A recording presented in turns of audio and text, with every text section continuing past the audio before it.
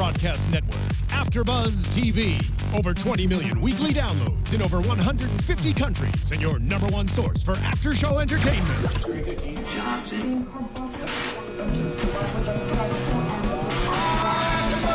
AFTERBUZZ TV, the destination for TV superfans. Producing aftershows for over 300 of your favorite TV shows.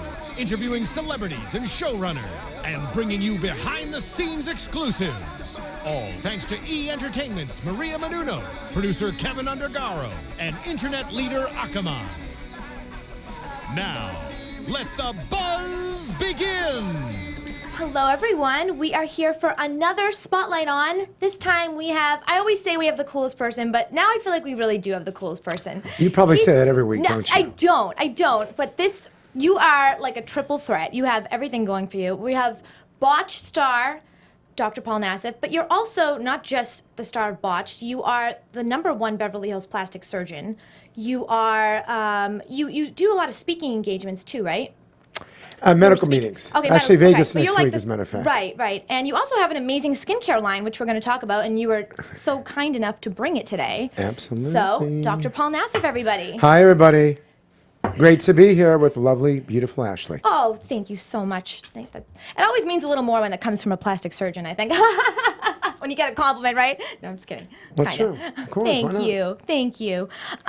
So, first of all, congratulations on all your success. Did you ever think when you first went to medical school, on your first day of medical school, that you would end up being one of the most, if not the most famous Beverly Hills plastic surgeon? No, absolutely not. My first day of medical school was, God, I was going, how could I actually do 16, 17 hours a day? That was my first thought. Okay. And that was it.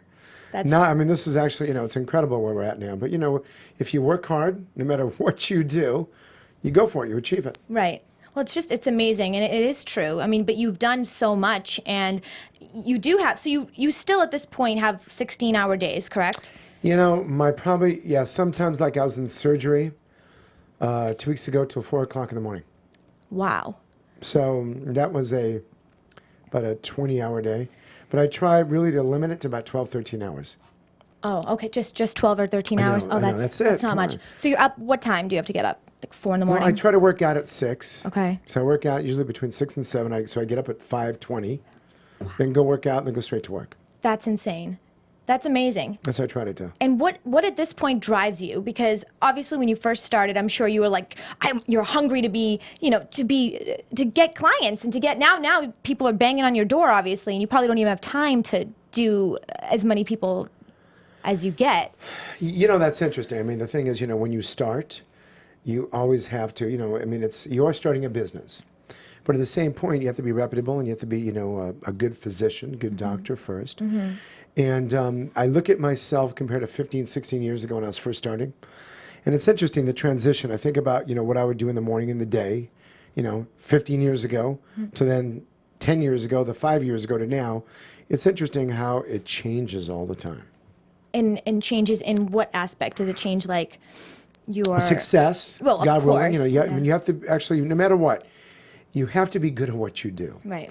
Because at your craft, no matter what it is, if you're not good, you're not going anywhere. Right. And so the only way to become good, obviously, is to work your butt off. Right. Well, you did that, and obviously you're doing pretty well, I'd say. Yeah, I hope decent, so. You might make it. You never know. You never know.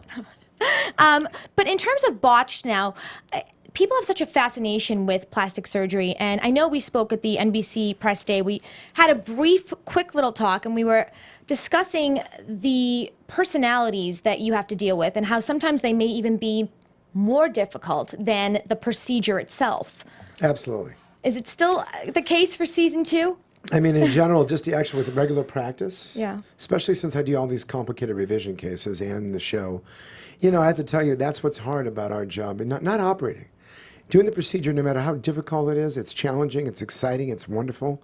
But yes, what is difficult about all this is, when you're dealing with patient expectations, management of possibly complications, post-operative healing, you have to deal with all this, and that's what's stressful in your life. Mm-hmm. But the biggest thing is managing a patient expectations. Right. In other words, you do someone's nose, and it's maybe the 4th, 5th time for their surgery, and you say, you know what, you're going to be swollen for up to 2 years.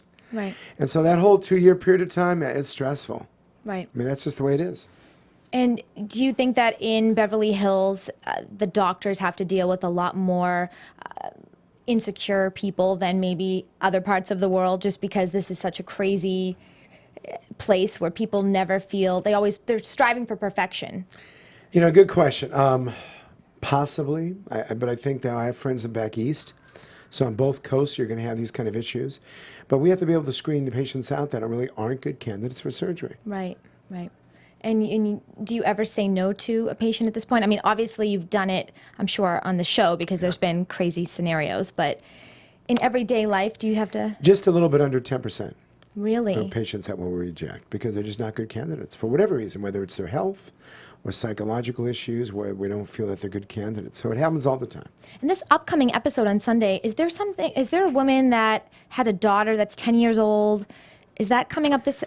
Yeah, you got to watch that, but it has to do with them. I think they actually just tweeted that out about gave her daughter Botox. So she was like 10 years old. But, but again, you have to listen to it and watch it, because when I first heard about it, I was going, oh my God, why would you do that?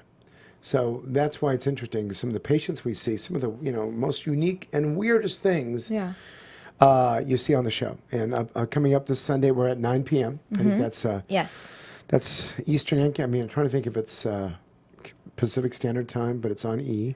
Right. We're taking the Kardashian time slot since they just finished. That's awesome. So it's a great time, and so we're going to rock and roll. That's so and you're cool. going to see DeBro, constantly rag on me, but that's our friendship for over 16 years, and I let him. So basically what I do is I let it go one ear, out the other, because he loves hearing himself talk all the time. I did see that dynamic between you two. You two are hilarious. He keeps calling me fat, and, he's just jealous of me, so that's what happens. Wait, but 16 years, does that mean that all the plastic surgeons, I mean, you must all know each other at some point, right? I mean, because he's in Orange County, you're in Beverly Hills. How do you all know each other? No, but I know him as a friend. Oh, you do? Okay. So we're friends. I mean, we've known each other for a long time, and so, the reason why he got on the Housewives of Orange County, or even knew about it, is because he watched me on the Housewives of Beverly Hills. No way. He used to watch me, because he loves watching all that TV stuff. I don't even watch TV. And so he saw that, and then something happened. The next thing we know, he and Heather are on it. Well, they're a funny duo, for sure. They're I love her. She's great. She's great. She's awesome. Great mom, too. Okay, so tell me a little bit about this amazing skincare line and what makes it different from other skincare lines. Okay, so this is it. It's called Nassif MD Biorhythmic Skincare Line. So basically, what I do is I take care of the deep structures of the face, facelifts, eyes, and all that. Don't take care of the skin. And I was working very hard, and we started to come up with this concept of, you work all day, then when you go home, you don't sleep much. So how do you repair yourself overall? So the circadian rhythm and biorhythms, basically, it's based on the 24-hour cycle. And basically at night, when you sleep or try to sleep, that's when you go into the whole repair mode. So I picked the strongest antioxidants I can find that work well or synergistic with some of these other ingredients, some DNA repair enzymes such as something called roxazomes or astaxanthin or matrixyl synthate 6. I mean, plus all these other anti-inflammatories.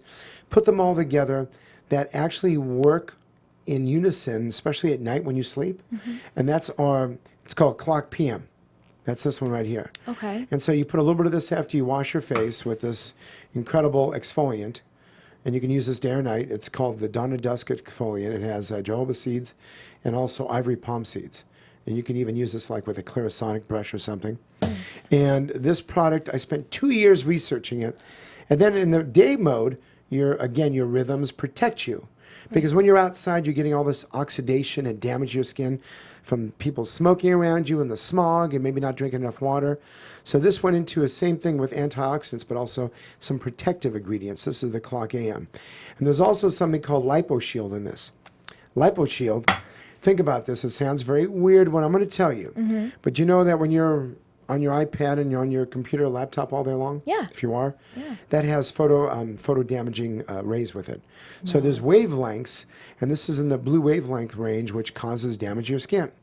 So this LipoShield actually helps block that.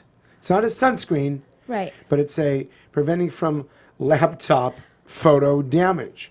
So it's interesting. People don't even know that. And now with Periscope and with you're on your iPad and your phone all day long. You're just staring at it. So that I didn't even know that. Again, are we getting like horrible rays?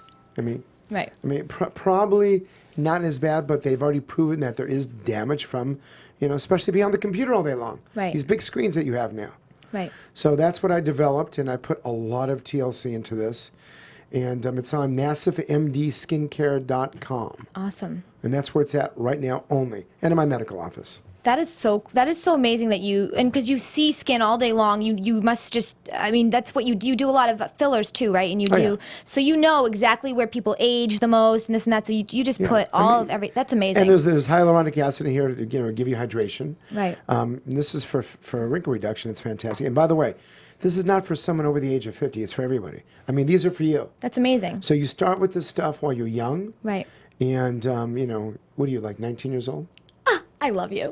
And, yes, I am. I'm 26. 26. So, and you can start with this. So this is something that everyone can try. That's amazing. Well, I'm going to definitely do it for my first time on Periscope. So that's going to be cool because they've been asking me about my skincare and everything. And I use like CVS stuff. I don't even care. I use whatever, just you have great skin. Whatever. Thank you. So that's really cool. I'm really excited about that. Thank you so much again. Thank you for asking. Thank you and thank you. No, thank you. Thank you. And thank you.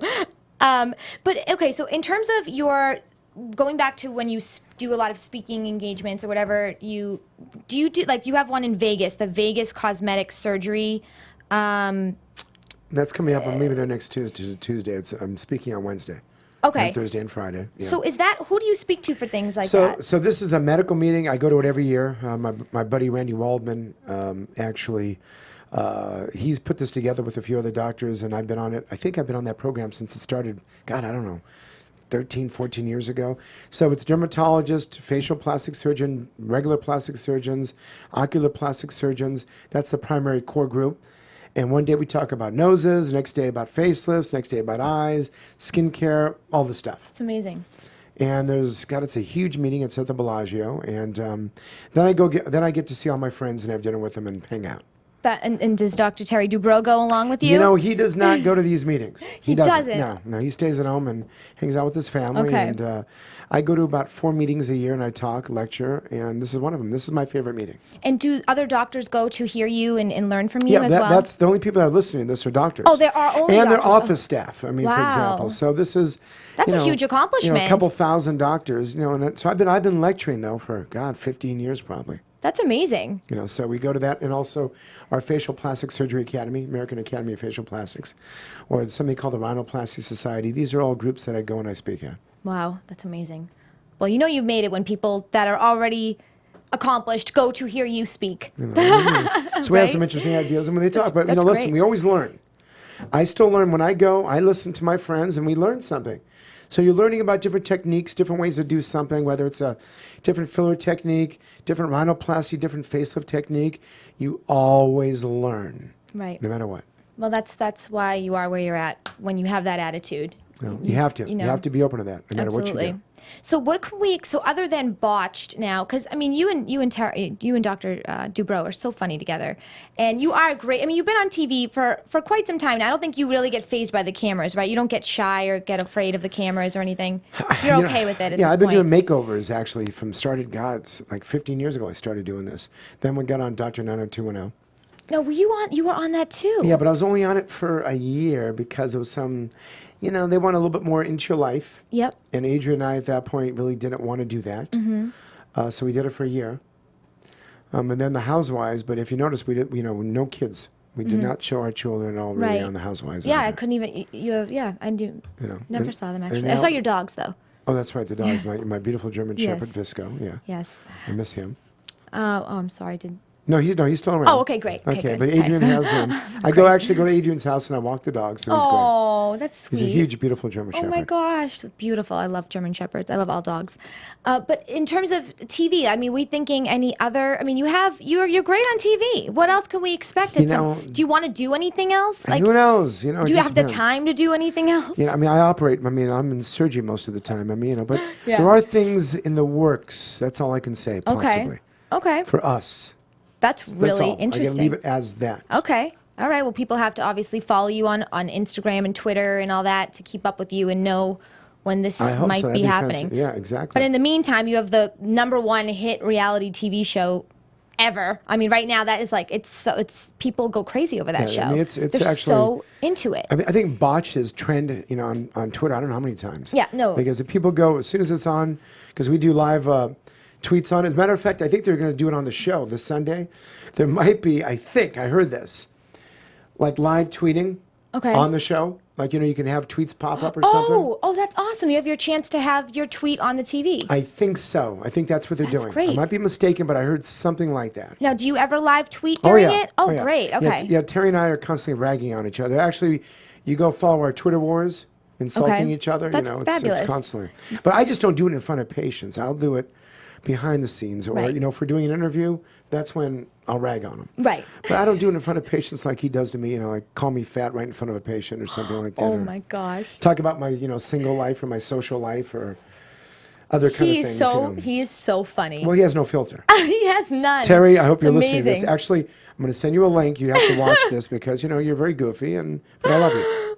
You do love him. I do. I don't You know, think we do have a real good bromance. I mean, it's all real. you do. I mean, because it's nonstop. Right. So during the day, if I'm working, I'll get texts from him just giving me crap all the time. And I'm sure he misses you though. He probably, if you do get mad at him or something, he's like, wait, he probably will be the first to say sorry. No, He listen, loves. if we both do something to kind of upset each other, bam, we deal with it right then. That's a guy though. Girls forget it. Yeah, Months. guys are, you know, we'll say, hey, what are you doing? You know, you piss me off. Blah, blah, blah. Guys, we talk about it, we get it done, it's out, finished, and that's it. You should write a book on keeping friendships or something with friendships. Interesting. You should totally do that. You know, Because we are putting a book together, not about that though, about plastic surgery. Oh, about nice. what not to do, how to prevent yourself from getting botched. Actually, Right. Well, you would know. That's what we're doing. That's awesome. I look forward to reading that so I know what not to do. Exactly. Well, yeah, but you're kind of young at this point. Though. Oh my gosh, that's so nice of you. I feel like an old lady. All right, so what else? I mean, like what else? Like there's really anything else? You're doing so much already. But what else did you want to share with your? I mean, you have the opportunity right now to talk directly to your fans. Like, is there anything you wanted to share with them that? Well, let me give some basic plastic surgery pointers. Yes. How about that? That would be awesome. Okay. That's a lot of So questions that's what people I do. had. Yeah. So if you are thinking about doing a procedure, first of all, do your research. Make sure you're the best candidate for that procedure, whether it's a nose job or liposuction, whatever it is. Find the right doctor, someone who's experienced, who has a lot of experience. Look for reviews if you want. Make sure they're board certified, whatever their specialty is. Don't do anything based on price. Look for the best doctor. Don't go down to Mexico. And make sure if you are, you're realistic and you're prepared for that procedure and know, how what the healing time is. You really have to know all this information. You want to be a good patient. Follow the doctor's instructions. And I mean, it's something that I think it's important before you undergo having plastic surgery. Right. Even fillers, even Botox. Don't have anything permanent injected in your face or body. Okay, that's why you'll see all these patients on our show that have permanent fillers, which are dangerous. Yeah. And I think today I was on Huffington Post talking about someone who, and actually Nancy Grace a few days ago, talking about someone who had butt injections, been some not fake doctor. She died. Pulmonary embolism, which is a clot probably of the silicone, non-medical grade going into the bloodstream. Going into the bloodstream, especially since butt augmentation is cool and hip. Went right up to her heart and her lungs, killed her. Unbelievable. Same thing. You have to be very careful. So. And how important is it? I mean, going back to reading reviews, a lot of times you have to take into consideration that the people are not, You have to, because we all have bad reviews. Right. I mean, hopefully we're mostly good reviews, but you have to look at it and see what it says. Take it with a grain of salt, but in general, you do want to look at the overall reviews and go to something like Real Self. That's exactly what I was just thinking. Yeah, I heard that was the best yeah, one. and that's my friend who owns that one. Okay. And Real Self is fantastic. You go to Yelp too, Google, things like Right. that. And in terms of fillers, I recently heard one of my friends' friends got I guess you can get filler under your Oh eyes. yeah, do that all the time. She got blind from. Your friend got blind? No, my friend's friend got completely blind in one of her eyes. She can't see. And we just talked about that last week in a meeting I was at. We were talking about that. And usually there's been no reports, unless your friend might be the first one, of injecting this way. And because, and into this area here to fill your lung. Usually it's been around the eye or especially in the temple. Because there's a lot of blood vessels that carry back, that go back to the back of your eye. And they're even around your nose. They're in here. They're in this whole area, especially even in the temple. So, I mean, that's horrible. Yeah, that's rare. So it is rare. Okay. My God, it's rare, but it happens. Okay. And we were just talking about that. In Korea, we just read an article because they do so many fillers in the nose. Fillers in the nose. Yeah, let's talk about that. Fillers in the nose. Besides, one thing I do is I have to fix these patients, and I'm giving lectures on that, about how dangerous it is in Vegas, as a matter of fact. Filling around the nose can be very dangerous. It could actually turn the skin black, and you can kill your nose. So kill the skin. So I'm really anti no fillers in the nose, even up here. Even up here, which could be something usually very simple. And we do that a lot sometimes, just to give it a little bit of augmentation in the dorsum of the nose. And there's blood vessels on the side. And if one of those blood vessels goes up, carries that particle, or occludes it or compresses it into your bloodstream or something that feeds the eye, you can go blind. Or you can kill your nose. Wow. Your nose can turn black and the skin can fall off. That is insane. Yeah, it's very dangerous. See, that's why you need to, I think with a lot of people, they want to save money, or they want to, they want to go to somebody that they feel like is more easily attainable. I mean, there's some finances. I feel like if you don't have it, then don't do it. Don't do it halfway. Yeah, you can. I mean, this is what's really dangerous about this. You have to be careful, especially so fillers in the nose. Number one, that's a big no-no in my book, because I see all the complications. Two, if you have to have fillers, you got to make sure you go to someone who's. There are great nurse injectors, by the way, and there's great physician assistants. Obviously, there's great doctors that do it, but you got to make sure that they know what they're doing. Do you do it? Okay, so people will have you if they have. Yeah, I do it, but I'm probably going to slowly stop doing it and have my younger doctors. I have two other doctors in my practice, Dr. Don Yu and then Dr. Grace Peng. These are both my fellows. One was my fellow 3 years ago. The other one is my fellow now. She ends her fellowship with me the end of June. Okay. Then she's starting practice with me, so I have two of them. And I have them do my fillers, or I have a lady named Shay Kaplan called the Beverly Hills Sculptress. She's great, too. Wow. She's a physician's assistant. So what is a fellow, by the way, since I just use the word fellow? Not a fellow, like a person walking down the street. A fellow is someone who's already a head and neck surgeon. I'm a head and neck surgeon originally, an otolaryngologist, and 20% of our training is in facial plastic surgery. We do all this facial reconstruction. And then I went and did a fellowship in facial plastics for a year. So these folks spent a year with me doing facial plastics, especially noses, because there's not that many good fellowships that do noses. Right. And so what they do is they spend a year with me, and then they go out and practice wherever they want or go in academic medicine. So my current fellow is staying with me. So I have two. I have a Korean and a Chinese. Wow. And they're staying with me, and they're Don stay with me, Don Yu, and they're actually going to the meeting with me in Vegas, and we have a great team. That's amazing. So, we work together. For example, on this show, we do a team approach where Grace and Don will harvest rib, do a very small incision underneath the right chest area while I'm operating on the nose. We're taking tissue out of the scalp, taking tissue out of the ears. So we work together as a team, but I'm the one who does more of the nasal reconstruction. Of course, it's my hands. And so we try to keep the time limited a little bit in the operating room. Right. So we cut down about a good hour and a half. While they're doing that, I'm working on the nose. So we're working simultaneously. It's pretty cool. Not many people do that simultaneous surgery. We do, and we're very good at it. That's amazing. Yeah. Last question. I did get a lot of people on Periscope asking about Botox.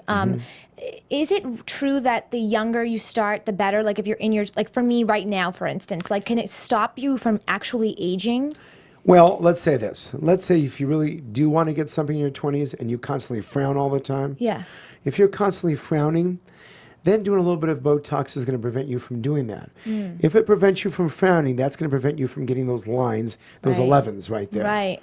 Or if you're constantly squinting all the time, Yes. we want to stop that now. So that's why some younger people will get Botox, but mostly I see people, usually they start in their 30s usually. Got it. It's not that common in the 20s. Okay. Interesting. All right. Well, thank you so much. We're going to wrap up now, as much as we could talk all day.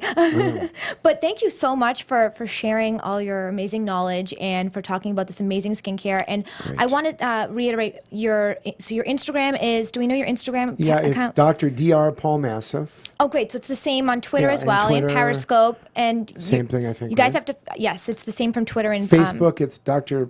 Paul S. Nassif, though. Okay. And once again, where can people get your skincare line? So it's nassifmdskincare.com, Nassif. Amazing. Amazing. And then I have my own website. I have a bunch of them. But yeah. drpaulnassif.com. Great. All the doctors are just DR. And where is your actual, if someone wanted to book an appointment with you? They call my office 310-275-2467. Cool. It's called Spalding Drive Plastic Surgery in Beverly Hills. Awesome. So cool. Thank you so much. We love you here at AfterBuzz. Thank you. Thank you. Thank you. You're beautiful, Oh, and you're so sweet. enjoy my product. I can't wait. So you guys will know I'll be on Periscope talking about this, so I'm excited. And you can find me on Twitter at Ashley Daniels and Instagram at Miss Ashley Daniels, and we will see you next time. Bye. From executive producers Maria Menounos, Kevin Undergaro, Phil Svitek, and the entire AfterBuzz TV staff, we would like to thank you for listening to the AfterBuzz TV network. To watch or listen to other after shows and post comments or questions, be sure to visit AfterBuzzTV.com. I'm Sir Richard Wentworth, and this has been a presentation of AfterBuzz TV. The views expressed herein are those of the hosts only and do not necessarily reflect the views of AfterBuzz TV or its owners or principals.